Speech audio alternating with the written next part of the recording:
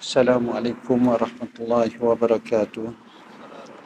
Alhamdulillahi rabbil alamin, wassalatu wassalamu ala asyrafil anbiya'i wal mursalin wa ala alihi wa sahbihi ajma'in.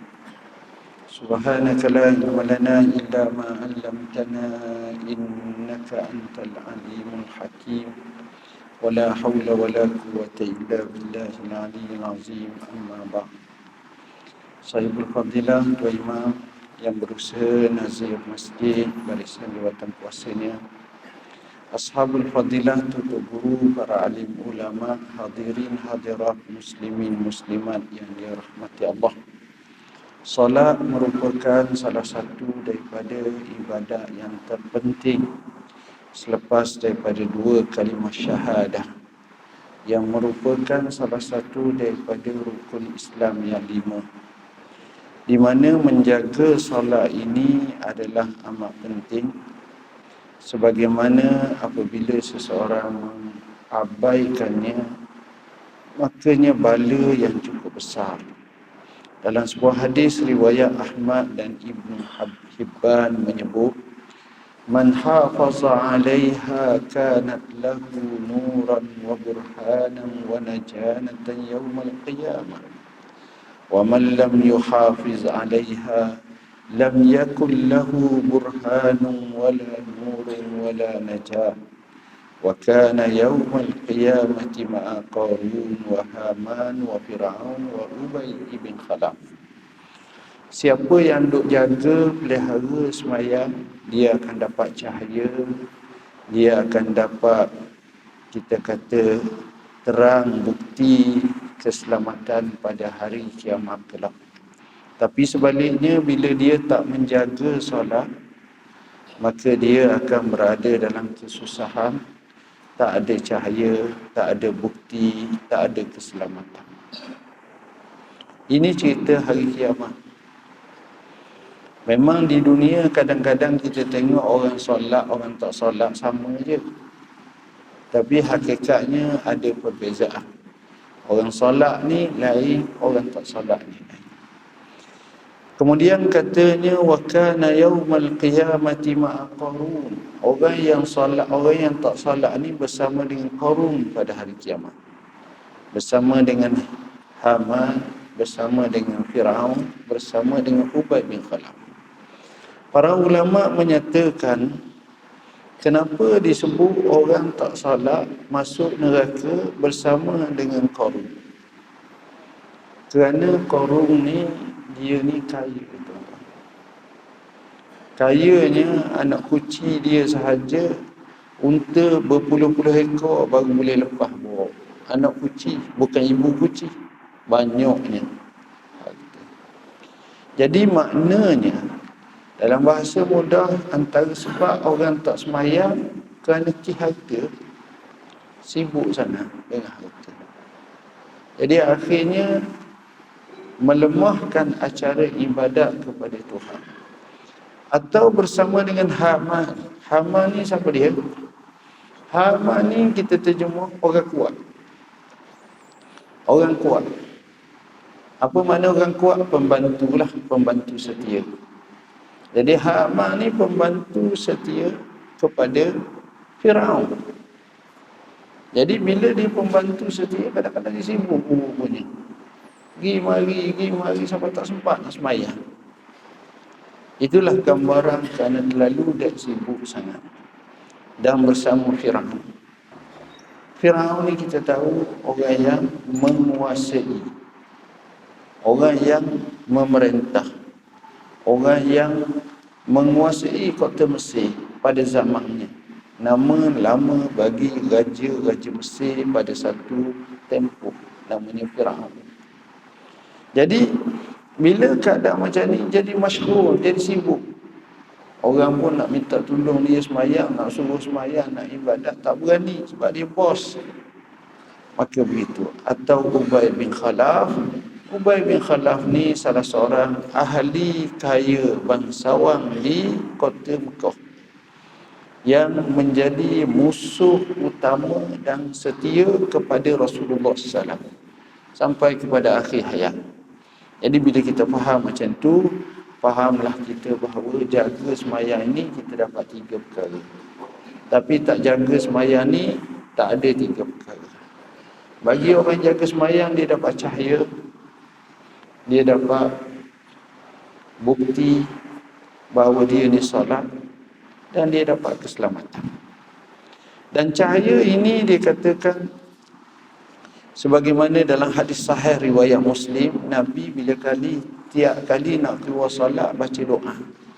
Ini kita sebut dalam muka surat yang ke-10. Allahumma ja'al fi qalbi nura wa fi sam'i nura wa fi basari nura. Dahlah kita dapat cahaya, kita minta pula dengan Tuhan cahaya pada hati kita, pada pendengaran kita dan juga pada penglihatan kita. Jadi orang yang dapat cahaya ni, ghalibnya orang itu akan berjaya dalam kehidupannya.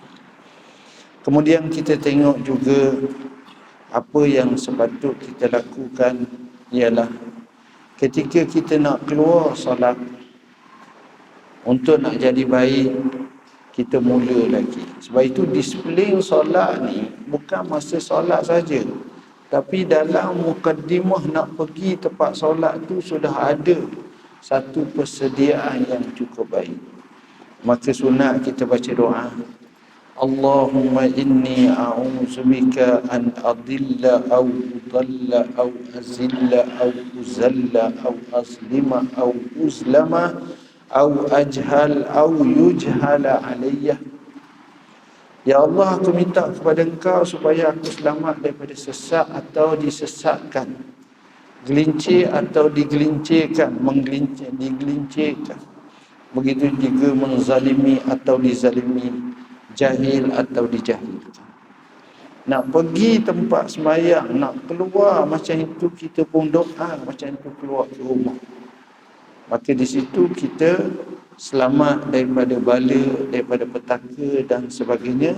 Sampailah dalam riwayat Anas bin Malik, apabila seorang nak pergi ke masjid, keluar daripada rumah, sunat membaca doa Bismillah tawakkaltu ala Allah wala hawla wala quwwata illa billah. Siapa baca macam ini, maka dikatakan cukup baginya selamat daripada godaan syaitan, sentiasa diberi hidayah dan dipelihara. Begitu juga dikatakan apabila seseorang itu sampai kepada masjid, sunat dia baca doa sebagaimana Nabi ajar kita. Masuk masjid, baca doa, Allahumma ftah li abwaab rahmatik. Keluar daripada masjid, baca doa, Allahumma inni as'aluka min fadlik. Tuan-tuan, benda yang amat remeh, tapi kerana kita tak perasan, kita tak buat. Jadi kita selamba saja. Saya bukan kata tuan-tuan, memang tuan-tuan pun tak buat, saya pun tak buat. Jadi malam ni kita pakai nak buat lah maksudnya, bagi kita ingat balik. Jadi nak ingat balik, kena beli buku ni. Jadi maknanya pergi nak belajar, baca. Kurang-kurangnya belum mati kita beramal satu sekali, sekurang-kurangnya sekali sunat Nabi SAW. Bagus sebenarnya, kita tak nampak. Kita nak masuk masjid, kita kata, Ya Allah, aku minta rahmat.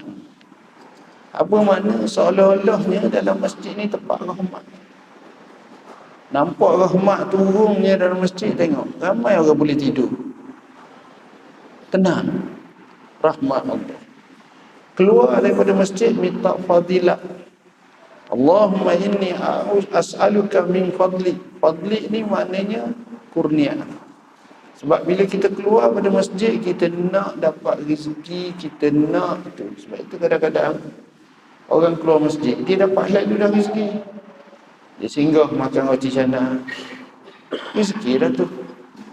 Dia boleh pergi kedai makan, dia beli macam ni, Allah bagi macam-macam. Doa ketika masuki masjid, Rabbi firli zunubi waftah li abwaab rahmatik. Doa ketika keluar daripada masjid, Rabbi ghfirli zunubi waftah li abwaab fadlik. Boleh pilih lah, nak baca hak tadi, nak baca hak ni. Mana banyak riwayat-riwayat tapi mafhumnya hampir sama. Cuma hak yang akhir ni kita minta juga keampunan Tuhan. Masuk masjid. Tuan-tuan adalah orang yang terpilih datang ke masjid. Tapi kadang-kadang perkara-perkara macam ni kita lupa nak buat. Kita terlepas pandang. Mendahulukan kaki tangan kanan ketika memasuki masjid. Masjid kaki kanan. Ini kita masuk. Dan bila kita keluar dengan kaki kiri dulu. Masjid ni. Maknanya sebab masjid tu mulia. Bila mulia, mulakan dengan hak kanan. Bila keluar ni tempat terdedah kepada apa, maka kaki kiri pula. Itu bezanya daripada tempat lain. Itu mulianya masjid. Kemudian, bila masa kita qiyam. Bila masa kita qiyam, apabila kita dengar Tok Bilal nak ajak kita semayang masa mana. Di mana untuk meluruskan saf, untuk masuk dalam saf dan sebagainya, pada masa mana yang sepatutnya kita mula qiyam. Qiyam ni maknanya qiyam nak pergi semayang. Kita duduk masjid. Biasanya bila Tok Bilal azan, kita tak qiyam lagi, kita duduk dulu. Dan mungkin kita semayang sunat, kemudian kita duduk. Maka Tok Imam pun dia akan kata, Tok Bilal pun dia pun qomat. Qomat ni dia sunat dalam bentuk cepat. Azan ni sunat dalam bentuk lama, panjang. Sebab itu azan kan lagu dia panjang. Qomat ni pendek. Allahu Akbar, Allahu Akbar, asyhadu an la ilaha illallah. Sebab itu kerana pendeknya dia tak ulang 2 kali. Sekali je. Azan kan 2 kali panjang. Okey. Masa mana kita nak masuk saf, masa mana kita nak duduk dalam saf tu, qiyam tu, masa mana? Adakah mula Tok Bilal kata Allahu Akbar, Allahu Akbar, kita masuk dah? Ataupun masa mana?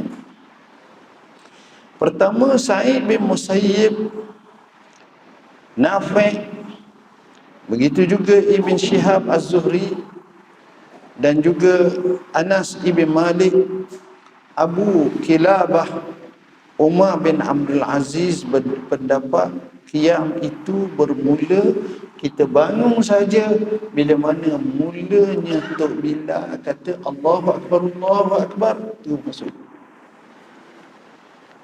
Ini pendapat yang pertama.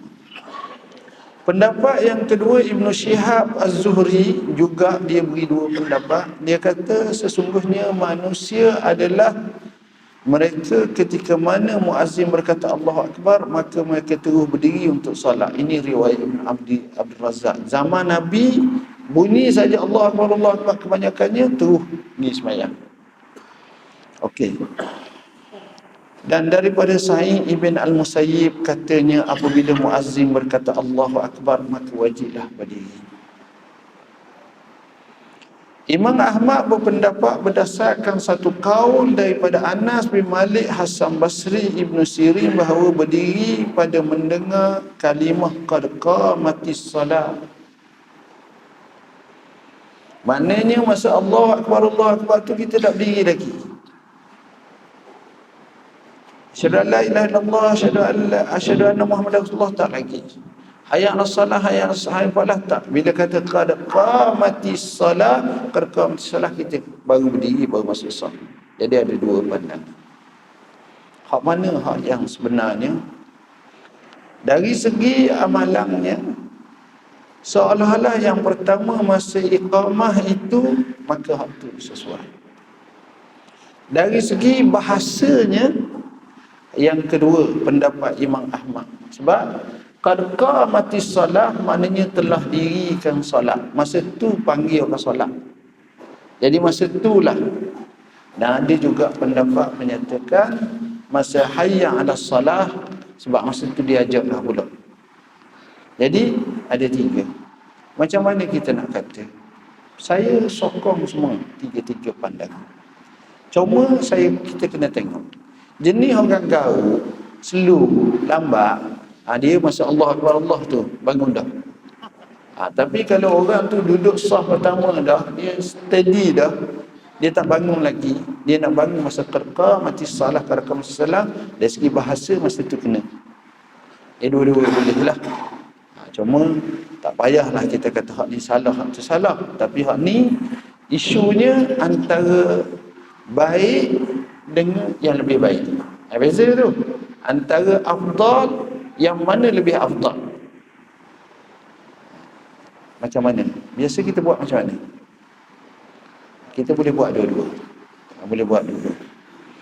Kemudian mengangkat kedua-dua tangan. Mengangkat kedua-dua. Ni kita nak semayang.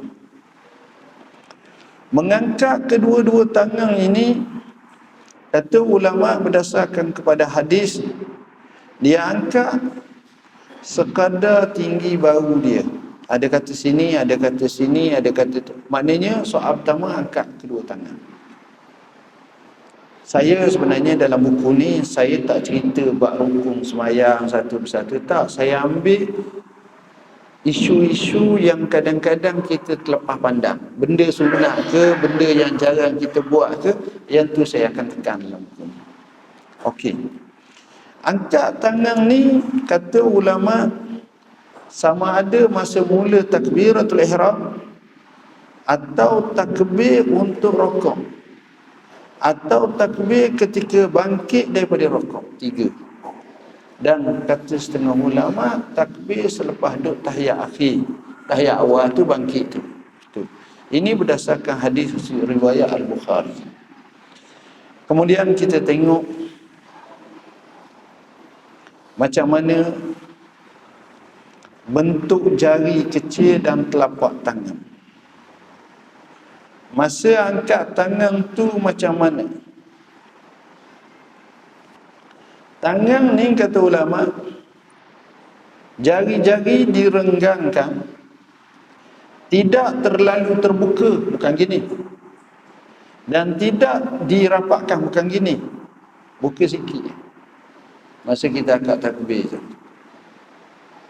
Sekarang ni kita buat macam mana? Gini ke? Darab. Jadi jangan buka sangat, buka macam ni. Jangan tutup itu, tak macam itu. Ini berdasarkan kepada hadis Abu Amir. Dia menyebut, katanya, bagaimana walam yufarrij baina asabihi walam yadummaha. Tidak merenggangkan antara jari-jarinya gini dan tidak menutupnya gini. Dua-dua tak masa takbir. Jadi gini je lah. Ikut selesa lah. Ikut selesa masa tu. Untuk telapak tangan, sebahagian ulama seperti Ibn Qayyim, At-Tahawi, Abu Yusuf dan sebahagian ulama Hanabilah menganjurkan mengarahkan telapak tangan lurus ke arah kiblat. Telapak tangan straight ke arah kiblat. Gini ke arah kiblat. Tak gini. Tak. Atau saya terus. Ini berdasarkan kepada hadis Iza staftaha ahadukum as-salah falyarfa' yadayhi wa yastaqbil bi batinihi al-qiblah. Seorang kamu bila mana dia nak mula solat, dia angkat dua tangannya dan dia menghadap dengan batin tangannya. Batin ni batin ke arah kiblat. Kemudian dikatakan ada juga beberapa hadis yang tak berapa sahih, tak kuat, tapi ada hadis menyebut sahabat menyatakan daripada Wa'il bin Hujur, aku saksi Nabi SAW ketika baginda mula salat, baginda bertakbir lalu mengangkat kedua-dua tangannya sampai aku melihat kedua ibu jarinya dekat dengan kedua-dua telinganya. Maknanya tuan-tuan, riwayat yang pertama seolah-olah kita semayang kita angkat begini. Riwayat yang kedua yang kita baca ini riwayat dalam Sunan An-Nasa'i, kita angkat tangan ni, kita punya jari ini dekat dengan cuping telinga. Ni orang Arab ni tuan-tuan, jari ni dia beri nama semua. Jari ni dia beri nama semua. Kalau jari semua sekali sebatang dia panggil usbu' atau asbu' atau isba'. Ja'alu asabi'ahum fi azanihim. Itu cerita dalam Quran. Ujung jari ni, ujung jari atas, ujung jari sikit ni dipanggil unmulah. Jamak dia anamil. Setiap jari ni pula ada nama. Yang satu ni dia panggil ibham. Yang ini dipanggil sababah. Yang ini dipanggil wusta. Yang ini dipanggil khinsir. Yang ini dipanggil binsir. Jari-jari ni pula dia ada kuku. Kuku ni dipanggil zufur. Azafir jamak. Jari. Depan ni dipanggil apa? Batin. Batin dan semua ni dipanggil kaf. Pergelangan ni dipanggil mi'saq. Kita pegang tumbuk ni, itu dipanggil batch. Tumbuk tu batch. Dia ada nama-nama semua. Lepas ni, itu dipanggil latam, tampar. Jadi agak ni dia luar biasa lah. Dia ada nama dia. Jadi kedudukan. Kemudian dikatakan bahawa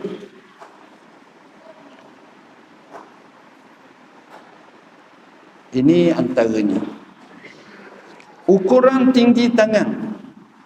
Ukuran tinggi tangan ni, kedua-dua tangan diangkat setinggi bahu atau sehingga hujung telinga. Hujung telinga. Berdasarkan kepada hadis hazwa mankibai. Hazwa mankibai ini hadis riwayat Ahmad, maknanya sama iris ni. Allahu Akbar boleh juga. Ataupun sini. Dekat dengan ni. Okey. Dan mengikut riwayat Anas bin Malik bahawa Nabi ada buat sampai tangan. Menghadap. Kemudian takbir selain takbiratul ihram.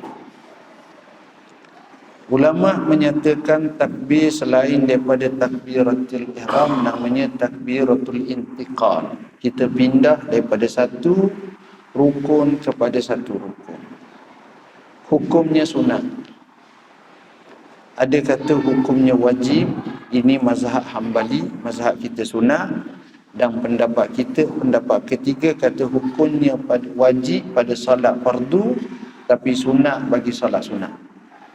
Tapi kita dalam mazhab Syafi'i hukumnya sunat semata-mata. Kemudian dinyatakan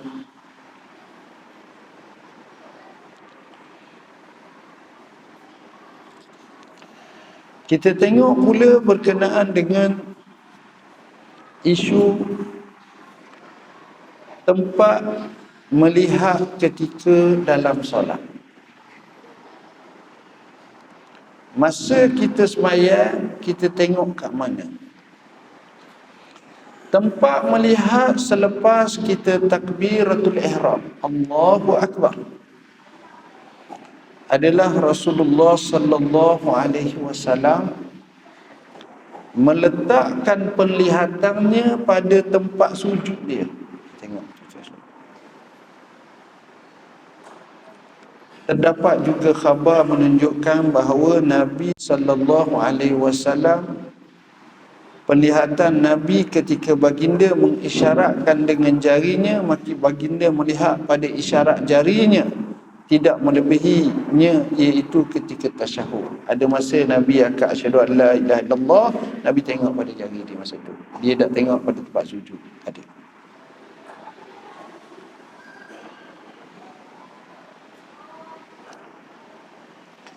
Seorang ulama dia kata tempat yang paling baik kita tengok adalah di mana boleh mendatangkan khusyuk, kecuali tidak boleh tengok ke arah langit. Ini disebabkan terdapat larangan. Ni cara dia, tengok mana show-nya, tengok.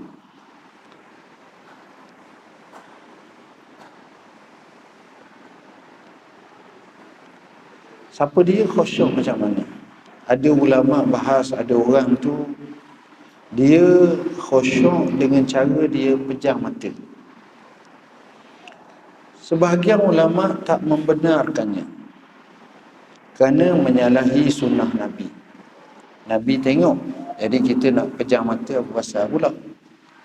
Tapi bila keadaan pejam mata itu menyebabkan seorang tu datang khusyuk, maka timbul khilaf di kalangan ulama.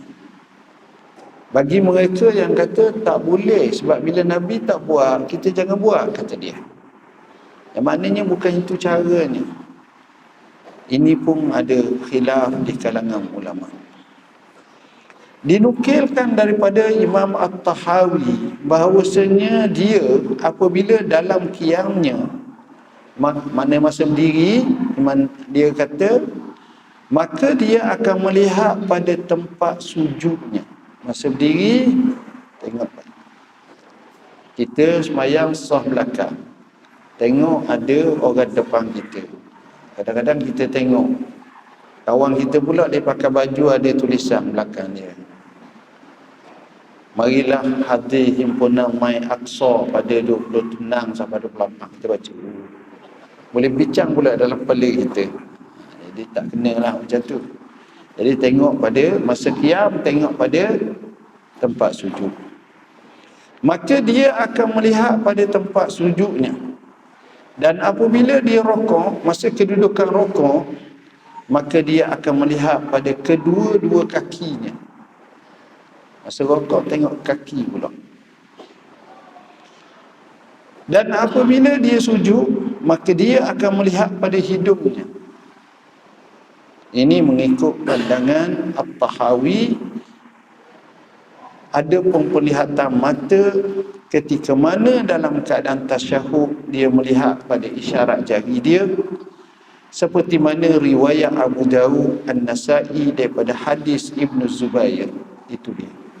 Maknanya kedudukan mata tu sama ada masa berdiri, ketika berdiri tengok pada tempat sujud, ketika rokok tengok pada kaki, ketika mana sujud tengok pada batang hidung, ketika mana tahiyat tengok pada jari ketika mensyahadahkan kepada Allah Subhanahu wa taala. Persoalan seterusnya ialah sifat kita letakkan kaki kita masa kita berdiri tu. Macam mana gaya? Gaya ngangkat luah ataupun gaya speed atau macam mana? Sifat meletakkan kaki menurut sunnah ialah berdiri dengan keadaan kaki yang seimbang dan muqtadil, bukan dengan kedudukan kaki yang diletakkan di atas selainnya, dan ialah perkara yang khilaf. Caranya kita buka, jaraknya sederhana, yang hidup kita ni masa berdiri tu tak rebah, tak goyang, tak jatuh, dan tak jadi takalluf duk ngakang luar sangat, tidak. Daripada Uyainah bin Abdul Rahman, beliau berkata, aku telah salat bersama ayahku di masjid. Maka beliau telah melihat seorang lelaki meletakkan kakinya ke atas selainnya. Maka beliau berkata, dia telah salah satu daripada kakinya ke atas selainnya. Jadi cara itu tak betul. Sesungguhnya aku melihat dalam masjid ini selama 18 tahun daripada para sahabat Nabi, bahawa tiada seorang pun daripada kalangan mereka yang melakukan seperti itu.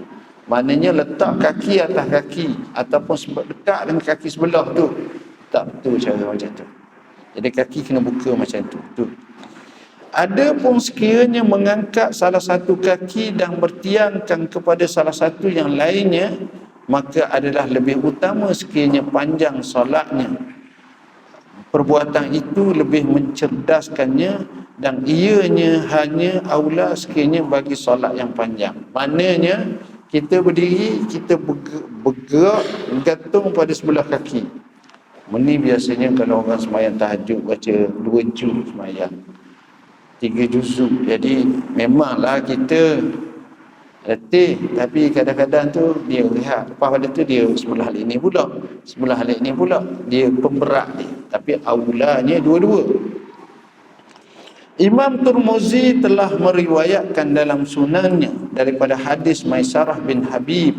Aku mendengar Al-Minhal bin Amr menceritakan daripada Abi Ubaidah daripada Abdullah bin Mas'ud bahawasanya dia melihat seorang lelaki telah melapikkan kakinya ke atas lainnya.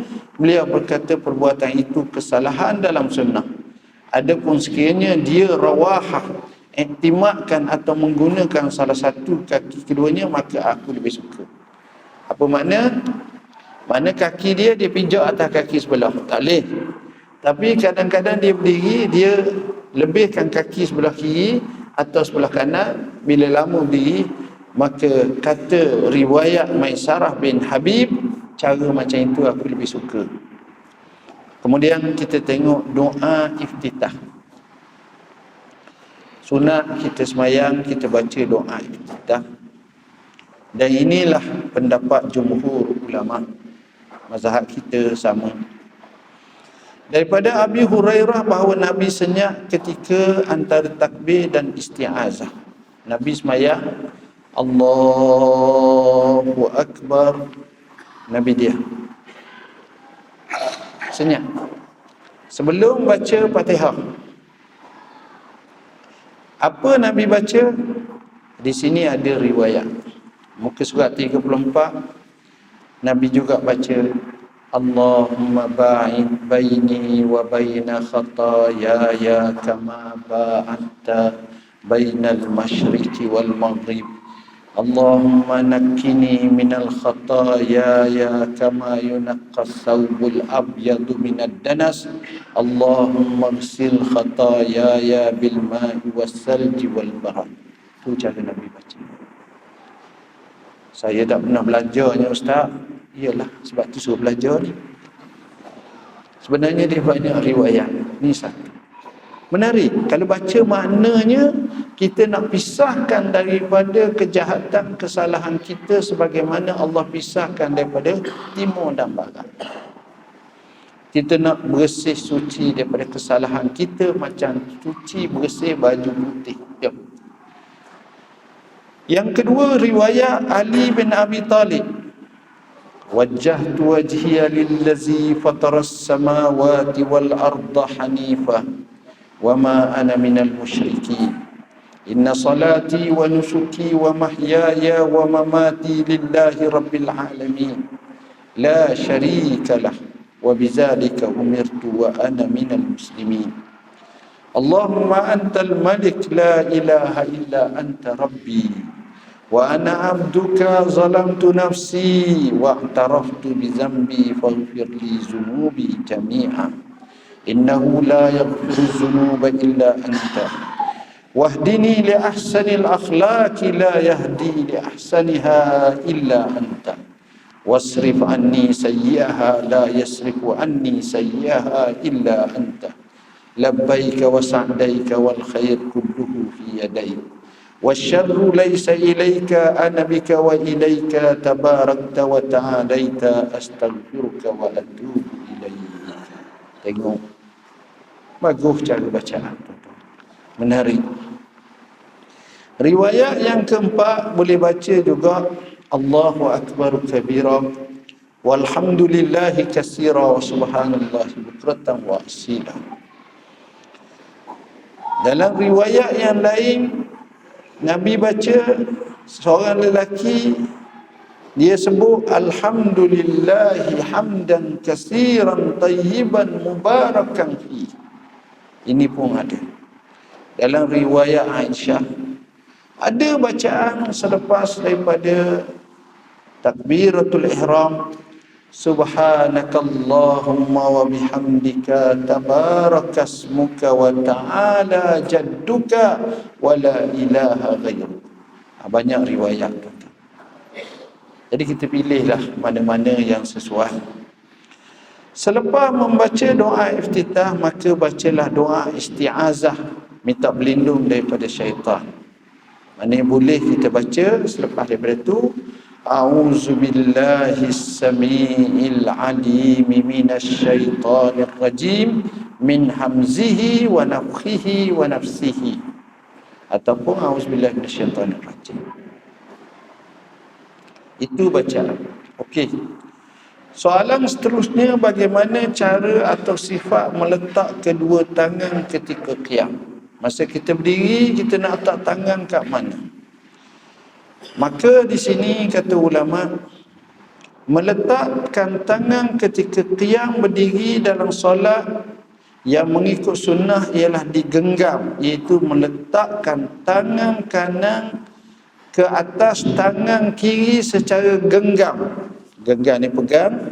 Adapun membuka tangan tanpa pegangan tak sabit. Ada orang tu buat straight gini.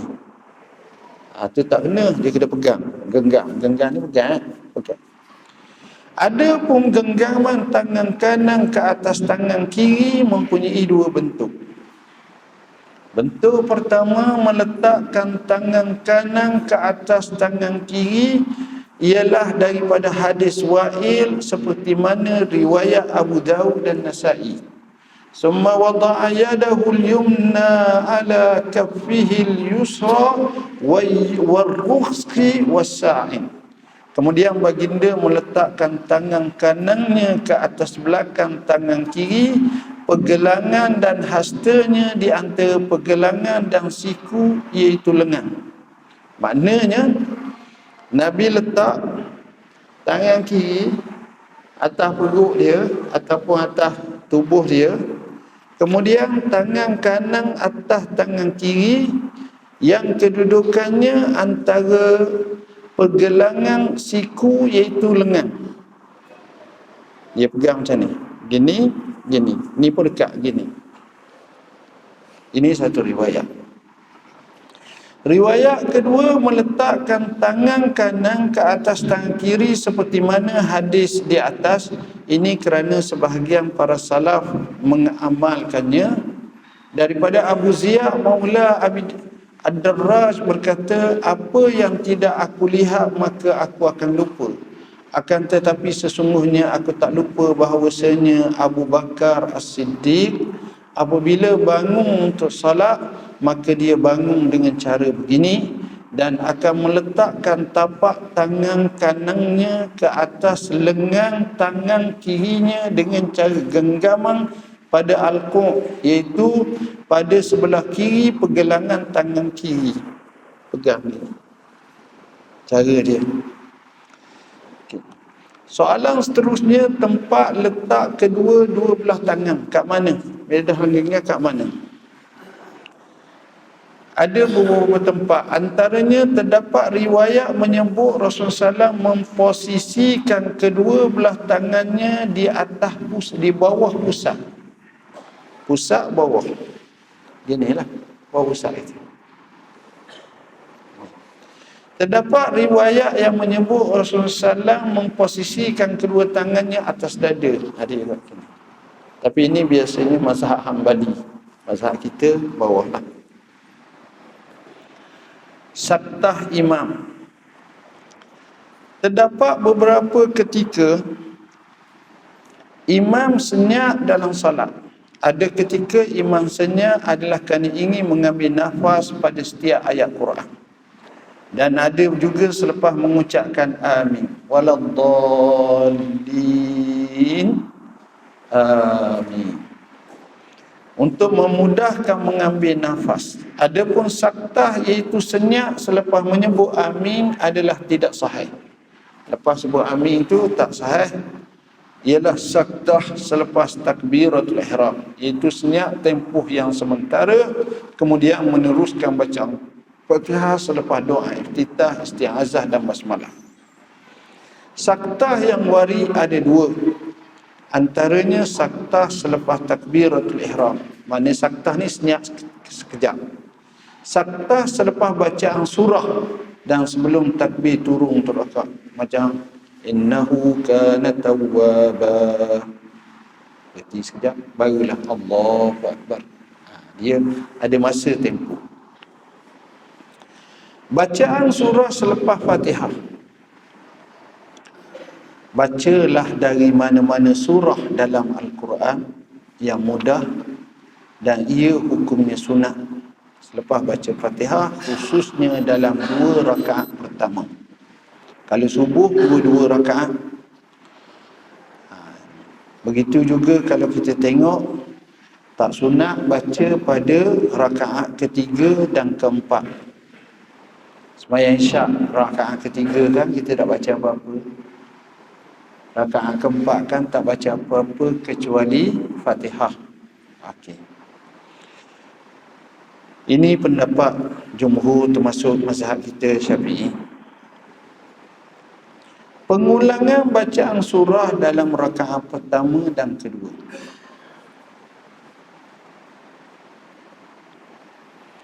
Macam mana?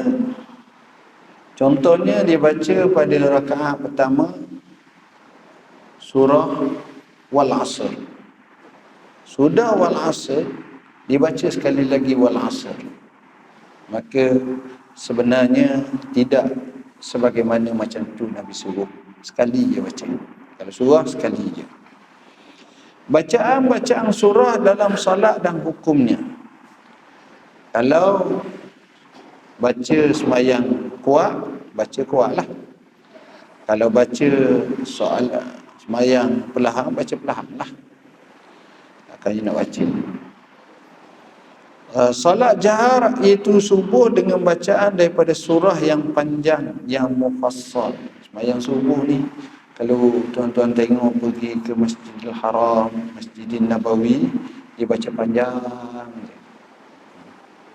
Tapi kalau sembahyang maghrib tu pendek.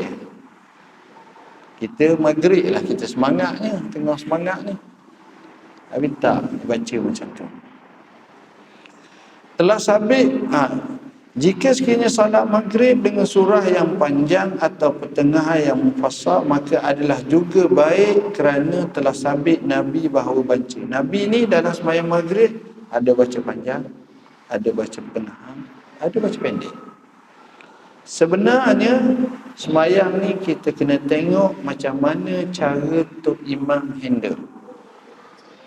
Semakin banyak jemaah, semakin baik dipendekkan. Sebab bila ramai ni, ramai hak sakit perut, hak pitang, hak tak tahan nak qada hajat le. Jadi semua tu kena raih. Kena raih. Kalau makmum faham, imam faham, makmum suka hati. Makmum suka hati. Oh, kata bijak tu imam saya. Ada tak kita dengar orang kata, kau ni belajar je tinggi tapi tak faham? Ada kau kadang-kadang. Kita rasa bersalah. Nak raih ke dia seorang tak kena juga, tapi kena raih keseluruhan. Itu dia maksud. Begitu juga takbir untuk rokok. Banyak lagi isu-isu yang saya sebut di sini tuan-tuan. Tuan-tuan boleh tengoklah dalam buku ni. Cuma saya tak bincangkan dalam buku ni, termasuk juga masalah khusyuk di belakang, tapi tak sempat. Tapi saya tak bincang dalam buku ni macam rukun solat semua sekali, tak. Saya lebih menumpukan perkara yang kadang-kadang kita terlepas pandang.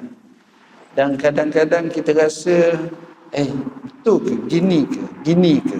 Yang itu kita jelaskan. Sekadar untuk kita jadikan satu solat kita lebih baik dan lebih bermanfaat insya-Allah. Jadi tuan-tuan, sekadar itulah tazkirah ringkas kita pada malam ni. Cuma besok saya ajaklah tuan-tuan, besok tu tak ada acara sangat. Saya sekadar khutbah dengan Tuhan Masjidil Aqsa, Baitul Maqdis. Cuma hari Sabtu tu ada satu perhimpunan solidariti untuk Baitul Maqdis. Saya telah hadir ke Azhar baru ni dan telah hadir muktamar di mana ada resolusi. Sepatutnya buku tu saya bawa malam ni saya bincang, tapi esok baru siap. Dan saya namakan buku saya bertajuk Baitul Maqdis, Bumi Berkah, Resolusi Azhar. Dalam resolusi yang didatang hampir 86 buah negara seluruh dunia, kita dapati bahawa Syekhul Azhar mencadangkan tahun ini 2018 kita tajukkan dan kita namakan sebagai tahun Baitul Maqdis. Maknanya beri peringatan kepada ummah. Al-Azhar sendiri sejak tahun 1920 sampai 1940, Syekh dulu Al-Maghari, ingat zaman dulu Syekh Rashid Ridha bersama dengan Syekh Aminul Husaini telah berhimpun ulama besar di sana, di mana di Palestin buat keputusan haram jual tanah kepada Yahudi. Sudah ada cerita lama. Dan fatwa demi fatwa telah dikeluarkan satu persatu, dan insya-Allah lah boleh kita tengok ulama-ulama, ramai ulama yang akan datang, sebahagiannya nak bertemu dengan saya, sebahagiannya mereka memang ada persidangan meja bulat. Esok lagi sudah ada yang dipanggil persidangan meja bulat. Saya sendiri pun akan beri satu ucapan ataupun bentang kata kerja. Semuanya nak gambarkan kepada kita bahawa kita amat terkesan dengan Masjidil Aqsa dan juga Baitul Maqdis yang sepatutnya menjadi hak milik umat Islam. InsyaAllah kita harap kita beri sokongan dan dokongan kepada mereka. Aqulu qouli hadza wa astaghfirullah azim li wa lakum. Bismillahirrahmanirrahim. Allahumma faqihna fid din, alimna ta'wil. Allahumma jannibna allazina yastami'una qawla fayattabi'una ahsana. Wa sallallahu ala sayyidina Muhammadin wa ala alihi wasallam. Walhamdulillahi rabbil alamin. Wassalamualaikum warahmatullahi wabarakatuh.